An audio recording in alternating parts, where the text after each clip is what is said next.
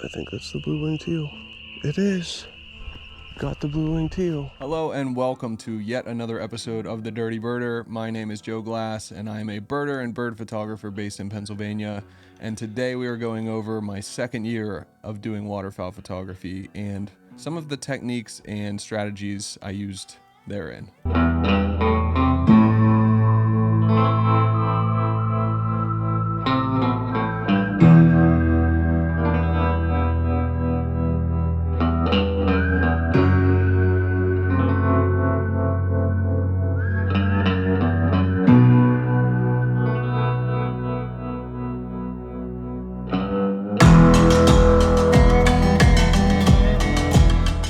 Had not that much success as of last year, and I really only had that one photo of the wood duck that I considered to be good enough to put into my portfolio. So this year I was super excited and I just wanted to get out there and see what I could do. So I guess I should give a kind of refresher on how I'm getting some of these shots, and that is I am getting as low to the ground as possible and trying to have the birds come in as close to me as possible in order to get the sharpest and the best shot. And a couple reasons why you want to get eye level with the bird is just it gives you a better depth of view whenever there's more space behind the bird. If you're shooting at your eye level compared to the bird's eye level, then you're not going to get as much depth behind the bird, and so that's not going to make the bird stick out as much. And that's just one of the reasons. But continuing on here, kind of before the season, as the season was just beginning, is when I started to build my floating blind, and I took it out there to test, and there was a lot of troubles with it, a lot of difficulty with it, but ultimately I had that kind of in my back pocket if I needed to use that again for waterfowl this year. To begin the year, I wanted to kind of revamp my blind design that I had from last year, but I was pretty much just using a regular waterfowl hunting blind, and that was working to some extent, but the front of my body still had to stick out of the blind a little bit. So my solution for that last year was putting a blind material over top of the front half of my body in order to hide myself, but that didn't necessarily work the best because any little micro movement that I would make still had the chance of spooking the birds. I'm taking a little bit different strategy this year, and funny enough, I'm using my brother's dog blind that is for my brother's dog, obviously, that he used for hunting, but doesn't really go hunting that often anymore. And I figured, why not use that if I can use that to my advantage? Okay, this is the blind. So, worked out pretty good, I think. So after stuffing that blind and getting it ready to go, my first experience with waterfowl this year was actually going up to Glendale Lake for a Juniata Valley Audubon Society survey that we did up there. It was a bird watch that we did up there, and that's when I really saw kind of how good Glendale Lake could be for waterfowl. I knew from last year that there were tundra swans that migrated up there, and that was kind of the big attraction as far as the waterfowl migration went last year, but I didn't really know the extent to all of the species that we would possibly get up there. And so going up there, realizing that the more early migrants were coming through, like redheads, there were more pintails than I've ever seen in my life. We got canvasbacks, northern shovelers, wigeons, goldeneyes up there. There was pretty much everything that you would expect out of waterfowl migration was up there at that time. And this was still super early in the migration. So after the waterfowl watch and getting tons of species up there, I wanted to kind of just take a random kind of impromptu try later on that evening. It was my first time actually doing waterfowl photography in the afternoon, and it actually worked out perfectly. The waterfowl didn't see me at all, even though not really a whole lot passed by me. I did manage to get some shots of some common mergansers, a male and a female, and that was, couldn't ask for more. My first day coming out doing waterfowl.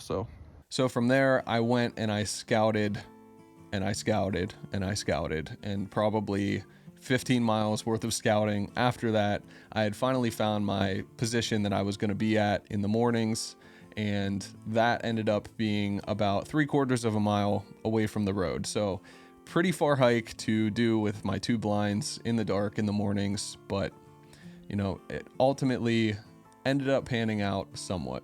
I don't know if anyone else feels this way, but when you get to a location in the dark and you turn the lights off and you just sit there for a second, there is somewhat of a barrier that you have to break through.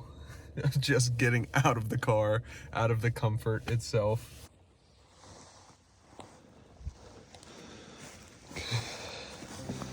Just so you can see what I'm walking through here.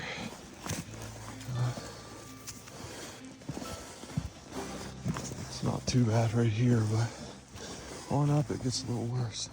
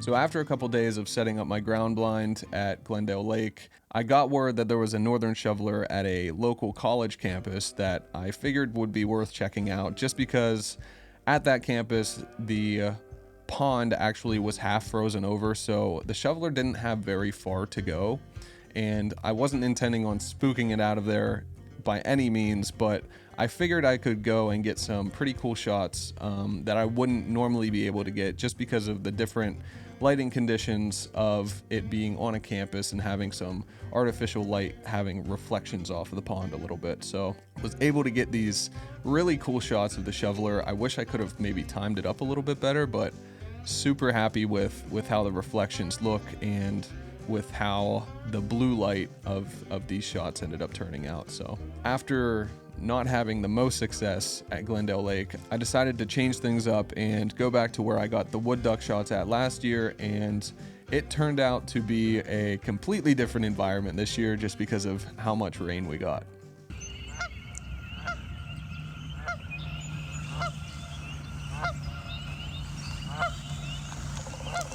So this is why sometimes, even though if you've been to a location, you should probably, if you haven't been there in a year, go scout it out, because I came here last year a lot, but this year the water levels are ridiculous.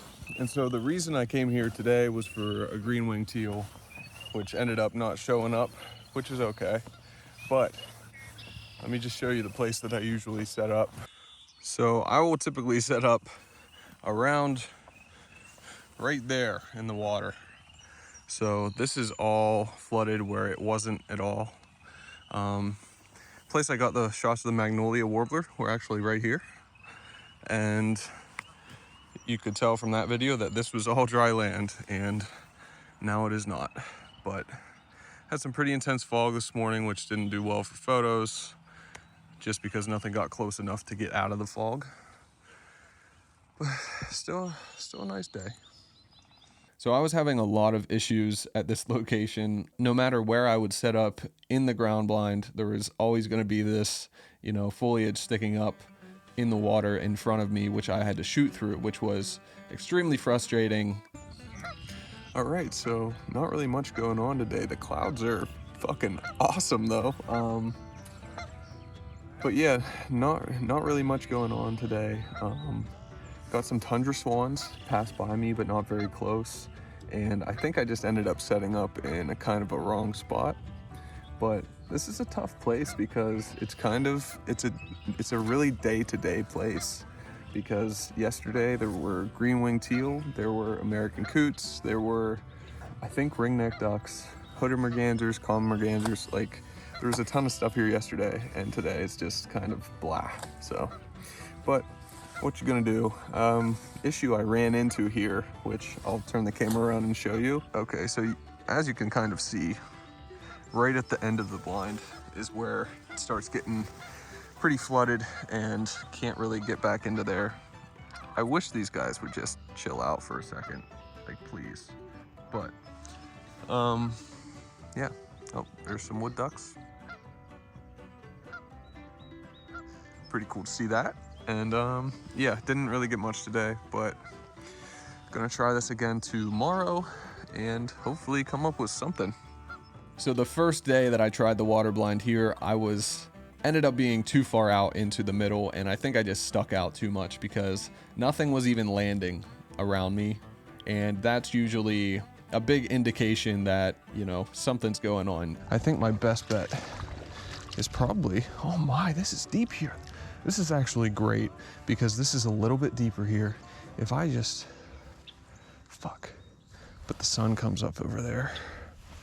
I don't want to be this way. Oh well, I mean, shit, it doesn't matter. It's gonna be overcast as hell tomorrow. As long as I'm on the general right side of the light, I think that'll work. But even if I'm out here a little bit, I think that's gonna work a lot better. Just having the backdrop of this, and you know, I'll dress the blind up a little bit tomorrow. Just a guy in a fucking wetsuit. So today was pretty good for what it was. I only saw about 10 birds as far as waterfowl goes. But yeah, the pied-billed grebe came over after about an hour and a half. I was about ready to leave because of how cold I was, but he came over and I managed to get a couple good shots of him. Pretty excited about that. That's a species I have seen before, but have not had the opportunity to get any good photos of. As you can see, I'm set up in the corner now, and just the fact that they flew in front of me early in the morning just showed me that the blind works a lot better in this area. As you can see, even the background, it blends in a lot more with all this brush around here. So I would like to eventually have this all laced up with loops so that I can more easily stuff it and it can stay in there a lot better. Yeah, good day overall. And yeah, I'm ready to get out of here. So unfortunately, once again, didn't seem like I was very in tune with waterfowl migration this year. And I essentially decided to get my floating blind out of there, which over the next 2 weeks after that, I ended up getting pretty sick. And of course, those were the 2 weeks that there were migrants passing through pretty well there. But on my first day coming back from being sick, I went up to that same location that I had just got the pied-billed grebe at, and there were more blue-winged teal there than I had ever seen in my life. I think that's the blue-winged teal. It is.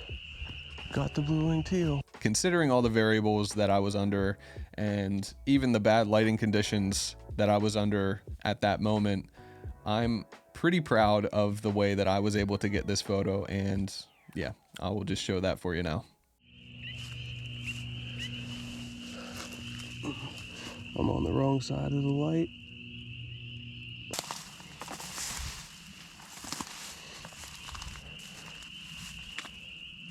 Here they come, here they come.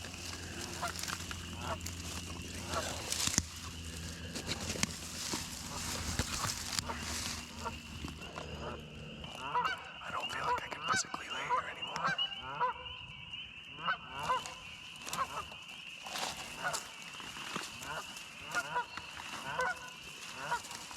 Never mind.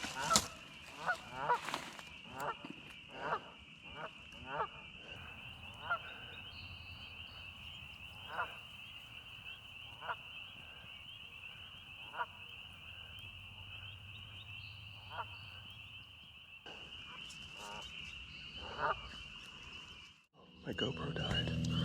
I am soaked.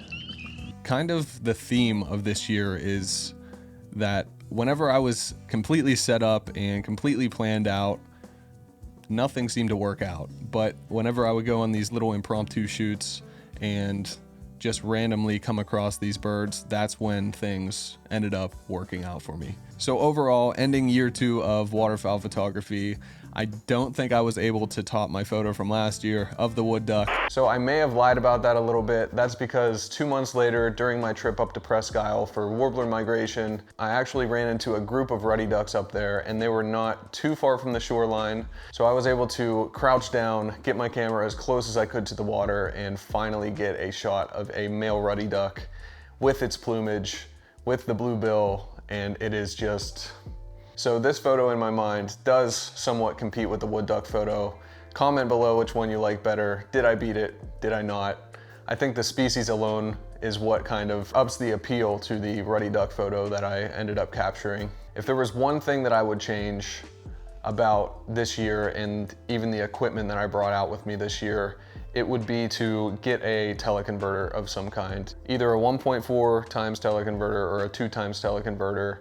It's very tough when you're in a stationary position and you don't have those additional options at the very least to take photos of these birds, because I know there were some situations that I was in that a little bit extra reach would have helped immensely, and you know, the lighting conditions were fine for it and I could have gotten more shots for my portfolio that way. So just a little tip that I picked up this year is, you know, teleconverters, they might be a big help when doing waterfowl photography.